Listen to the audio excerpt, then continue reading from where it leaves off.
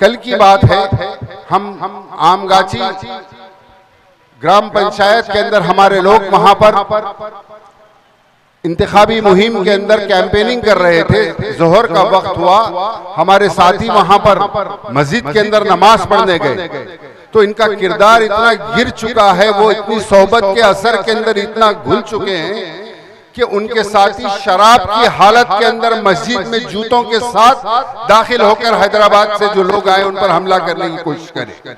इसके गवाह वहां के मुखिया जनाब सनोबर साहब इसके गवाह है, वहां गांव की पूरी आवाम इसकी गवाह है। अस्सलाम वालेकुम रहमतुल्लाहि व बरकातहू। हुसैन नशीन पे तशरीफ फरमा इज्जत माब जनाब अख्तरुल इमाम साहब, उम्मीदवार हल्के हाजा।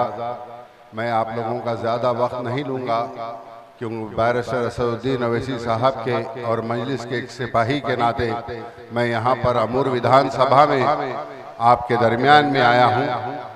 मैं यही कहूँगा कि पिछली बार जिस तरीके से आपने मजलिस को, अख्तर ईमान साहब को और अवैसी साहब को यहाँ से कामयाब किया, इस बार भी इस इंतखाबात में कामयाबी ज़रूरी है।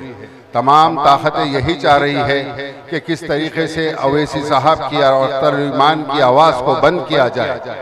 आज ज़रूरत इस बात की है कि जैसा कि हमारे बड़े कहा करते थे, तो खुन न तासीर सोहबत का असर, तो सोहबत का ये असर है कि यहाँ के जेडीयू के उम्मीदवार जनाब सबा जफर साहब, उनको सोहबत का इतना असर हो गया कि परसों जुमे की नमाज हमने 12 ईदगाह में पढ़ा, तो वो नमाज अभी लोग अंदर सुन्नतें पढ़ ही रहे हैं, बाहर डीजे लगाना चालू कर दिए। अख्तरुल इमाम साहब से उनके साथियों के साथ बहस व मुबाहिस करना चालू कर दिए। आप इलेक्शन लड़ रहे हैं तो आप इलेक्शन लड़िए। कल की बात है, हम आमगाची ग्राम पंचायत के अंदर हमारे लोग वहां पर इंतखाबी मुहिम के अंदर कैंपेनिंग कर रहे थे। जोहर का वक्त हुआ, हमारे साथी वहां पर मस्जिद के अंदर नमाज पढ़ने गए तो इनका किरदार इतना गिर चुका है, वो इतनी सोहबत के असर के अंदर इतना घुल चुके हैं कि उनके साथी शराब की हालत के अंदर मस्जिद में जूतों के साथ दाखिल होकर हैदराबाद से जो लोग आए उन पर हमला करने की कोशिश करे। इसके गवाह वहां के मुखिया जनाब सनोबर साहब इसके गवाह है, वहां गांव की पूरी आवाम इसकी गवाह है।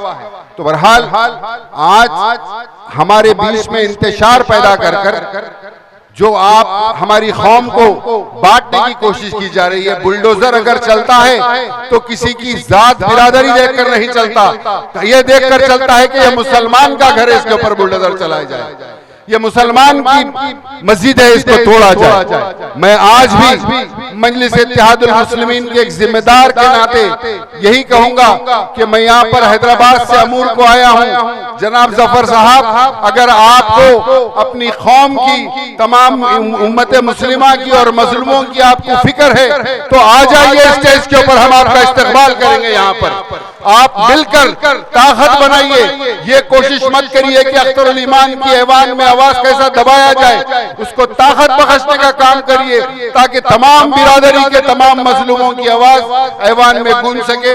शुक्रिया। मैं आप तमाम से गुजारिश करूंगा कि 11 तारीख को भारी अक्सरियत से मजलिस को कामयाब करें। बहुत बहुत